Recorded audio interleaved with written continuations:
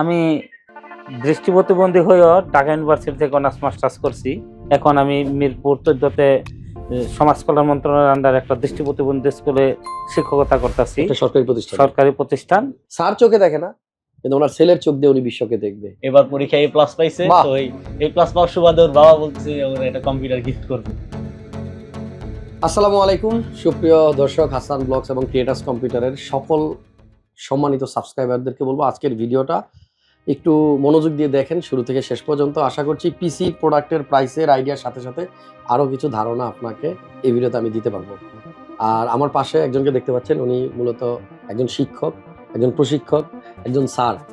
Sir আসসালামু আলাইকুম, কেমন আছেন? ওয়ালাইকুম আসসালাম, আছি ভালো, আপনি ভালো আছেন? জি ভালো আছি। স্যার চোখে দেখেন না, এটাকে ছোট করে বলবো না, উনি চোখে দেখেন না, কিন্তু উনি দেখা ছাড়া যতটুকু করতে পারছে আমি মনে ওনার জায়গায় থাকলে অতটুকু করতে পারতাম না। যেমন উনি কিন্তু এই অবস্থাতেই পড়াশোনা করে গেছে এবং আজকে উনি একজন শিক্ষক, উনি একজনকে শিখায়।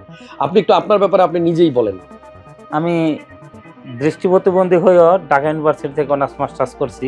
এখন আমি মিরপুর 14তে সমাজ কল্যাণ মন্ত্রণালয়ের আন্ডারে একটা দৃষ্টি প্রতিবন্ধী স্কুলে শিক্ষকতা করতেছি। সরকারি প্রতিষ্ঠান। সেখানে আমাদের 3 ধরনের প্রতিবন্ধী নিয়ে আমরা কাজ করি। একটা হলো শ্রবণ প্রতিবন্ধী, আর একটা হলো মানসিক প্রতিবন্ধী, আর একটা হলো দৃষ্টি প্রতিবন্ধী। এদের আমাদের ব্যবস্থা হলো যে খাওয়া দাওয়া, কাপড় চোপড় যা আছে, আবাসিক অনাবাসিক দুটারই ব্যবস্থা আছে।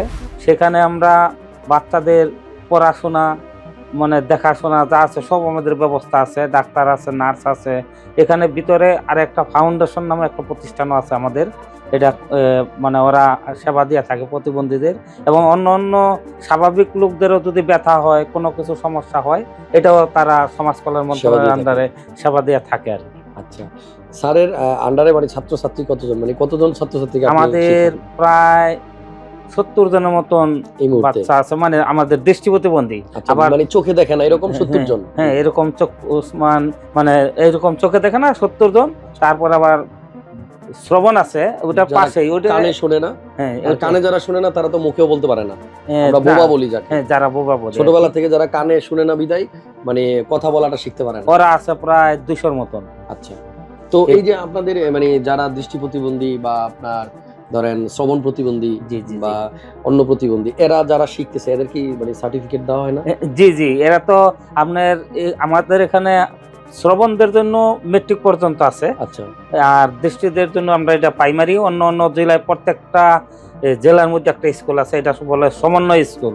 সমন্বয় স্কুল বলতে বোঝায় যে আপনি যেখানে পড়াশোনা করবেন আমিও আপনার সাথেই পড়াশোনা করব, কিন্তু আমার একটা সমস্যা হইলো, মানে সমস্যা না, এটা আমার বই এবং আপনার বই মানে আলাদা না, পাঠ্যপুস্তক একই হবে, কিন্তু আমাদের লেখাটা ব্রেল সিস্টেম বলে, এটা হাত দিয়ে আমি পড়বো, মানে অনুভব করে করে পড়তে হয় না, অনুভব না, এটা আমাদের অক্ষরই আছে।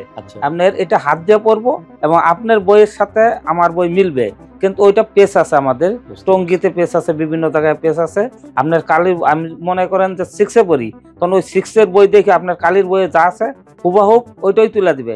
এখন প্রশ্ন হইলো আপনার থাকবে একটা, যে আমি দেখি না, আপনি দেখেন, এখন আপনি আমারে পড়াইবেন, এখন আপনি তো আমার সিস্টেমটা বুঝতেছেন না, তখন আপনি বলবেন অমুক গল্পটা তুমি পড়ো, তখন আমার যে বইয়ের মধ্যে আপনার সূচিপত্র আছে সেটা দেখে বার করে আমি এই গল্পটা যখন আমি পড়বো, তখন আপনার কালির বইয়ের সাথে আপনি মিলাইবেন যে আমার উচ্চারণ গিলা আপনার বইয়ের সাথে মিলছে কিনা। যদি বেশ কম হয় তখন তো বলবেন যে আমারটাতে একটু রং আছে। তাহলে এইভাবে যারা চোখে দেখে তারা আমাদের ক্লাসগুলো অনেক সময় নিয়ে থাকে। আর আমরা দৃষ্টি প্রতিবন্ধীরা তখন নাকি প্রশ্ন ক্লাস নেই, তখন তো আমাদের কোনো সমস্যাই নেই। আমি একজন দৃষ্টি প্রতিবন্ধী, আরেকজন দৃষ্টি প্রতিবন্ধীর পড়া আমি নিতেই পারি, কিন্তু কোনো সমস্যা নাই। যখন নাকি দেখা যায় এখানে আরও কিছু প্রশ্ন থাকে, যখন মেট্রিক পরীক্ষা, ইন্টার পরীক্ষা, বিভিন্ন পরীক্ষা, বোর্ডের পরীক্ষাগুলা, তখন কিন্তু আপনার যে প্রশ্ন থাকবে আবার আমার প্রশ্ন একই, কালির প্রশ্ন, সেটা তো প্রশ্ন শুধু ডিফারেন্ট ওয়েতে আমার কাছে আসবে, একরকম আপনার কাছে না না না, একরকম না, সব একই থাকবে, কিন্তু আমার সাথে একটা রাইটার দেওয়া হবে।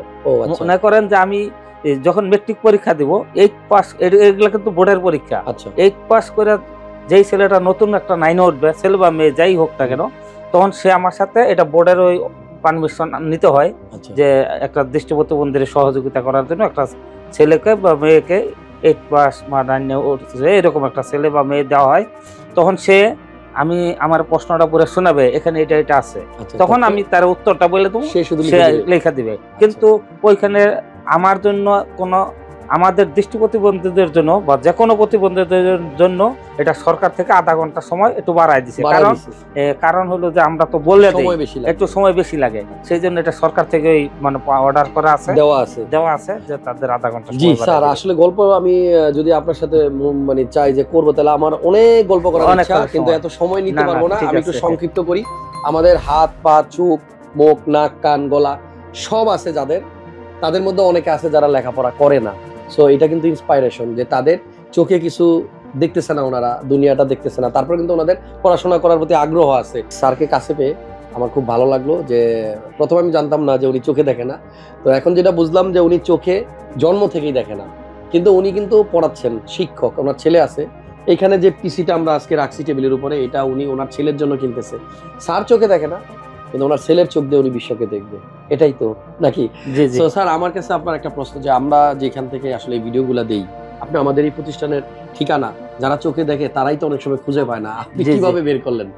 না, আমার ছেলের যে স্যার, ওনা এখান থেকে আপনাদের এখান থেকে আমাদের এখান থেকে পিসি নিয়েছে, সেই জন্য খুঁজে পাইছি। আমি একটু স্যাররে ডাকি। এবার স্যার একজন আছেন, সামনে আরেক স্যারকে ডাকতেছি। স্যার আসেন, আসসালামু আলাইকুম। আপনি হচ্ছেন ওনার ছেলের স্যার নাকি? দুই স্যার, দুই পাশে। এটা হচ্ছে আমার স্যার ধরেন, আর এটা হচ্ছে স্যারের ছেলের স্যার, মানে আমাদের সবার স্যার। আপনি ওনাকে পড়ান। জি। আপনার ফিলিংস কি, কেমন লাগে আপনি একজন স্যারের ছেলেকে পড়াচ্ছেন? অনেক ভালো লাগে যে স্যারের ছেলেকে আমি পড়াচ্ছি, ও ভালো স্টুডেন্ট, ভালো রেসপন্স করে, অনেক ভালো লাগে পড়াইতে। স্যারের কাছে আমার একটা প্রশ্ন, যে এই যে পিসিটা আজকে কিনা হচ্ছে, পিসিটা দিয়ে আসলে আপনার ছাত্র কি করবে? আচ্ছা, ও অফিসিয়াল কাজ শিখছে এবং মানে টুকটাক কাজ করার জন্য বললো, স্যার আমি গ্রাফিক ডিজাইন করব বা ভিডিও এডিটিং করব, এর জন্য আমার একটা পিসি দরকার। এই কাজগুলো কি আপনি শিখাবেন? না, আমি শেখাবো না, আমি ওর জেনারেল টিচার। আমি আমার কাছে এসএসসি, আমি এসএসসি এর জন্য ওকে পড়াইছি। এবার পরীক্ষায় A+ পাইছে, তো এই A+ পাওয়ার সুবাদে ওর বাবা বলতেছে ওর একটা কম্পিউটার গিফট করবে। যাক, আজকে আসলে ভিডিওটা একটু লম্বা করে ফেলছি, শুরু থেকে লাস্টে সময় নিব মাত্র 2 মিনিট। কি দিয়ে পিসি বিল করছে, কত টাকা, সেটাই আপনাদেরকে জানানোর চেষ্টা করবো। পিসি কেনার টাকাটা কি? জি জি, স্যার দিছে, উনি ওনার ছেলেকে গিফট করেছে। ছেলে আসলে ভালো কিছু করবে, এটা সব বাবারই প্রত্যাশা থাকবে। এবার একটু ছেলেরাও সামনে আনি, যার জন্য পিসি বিল করা। কি নাম ভাইয়া? সৈকত ভাই, কেমন আছো? অনেক ভালো আছি, আমরা চিনো, তুমি দেখছো তো? আচ্ছা, যাই হোক, আমরা এই যে বাবা আছে সামনে, স্যারও আছে, সাথে আমিও আছি, তোমার খুব কাছের 3 জন মানুষের সামনে। আমরা যে পিসিটা তোমাকে বানাই দিচ্ছি, এটা দিয়ে তুমি গ্রাফিক্স ডিজাইনের কাজ করবা, ফ্রিল্যান্সিং করবা, হ্যাঁ, সব কাজই করবা। তো আমাদের কাছ থেকে যারা পিসি নেয়, আমি একটা কথা প্রায় বলি যে সবাই যে উদ্দেশ্যে নেয়, হয়তো সবাই সেই উদ্দেশ্যটা মানে হয়তো ফুলফিল করতে পারে না, বা ট্রাই করে কিন্তু, হ্যাঁ। তবে মন থেকে যদি কেউ চায় যে আমি এটা করব, এটা কিন্তু করা সম্ভব, ঠিক আছে? তোমার বাবা কিন্তু বিশাল বড় একটা এক্সাম্পল তোমার ঘরের মধ্যে। বাবা চোখে দেখে না, না দেখেও যদি এটা করতে পারে, এত কিছু করতে পারে, তাহলে আমার সব আছে, আমি কেন পারবো না? সো এটা কিন্তু বাসার থেকেই তোমার ইন্সপাইরেশনের সবচেয়ে বড় জায়গা মানে তৈরি হয়ে গেছে, এটার জন্য বাইরে যাইতে হবে না। সো আমরা আজকের এই ভিডিও থেকে যেটা শিখলাম, যে অনেকে কিন্তু চোখ থাকতেও অন্ধ, চোখ থাকতেও অনেকে দেখে না, কিন্তু চোখ না থাকতেও কিন্তু উনি পড়াশোনা করছে, সার্টিফিকেট উনি অর্জন করছে ঢাকা ইউনিভার্সিটি থেকে। আমরা ভালো থেকে অনেকে ঢাকা ইউনিভার্সিটিতে চান্সই পাই না, তাই না?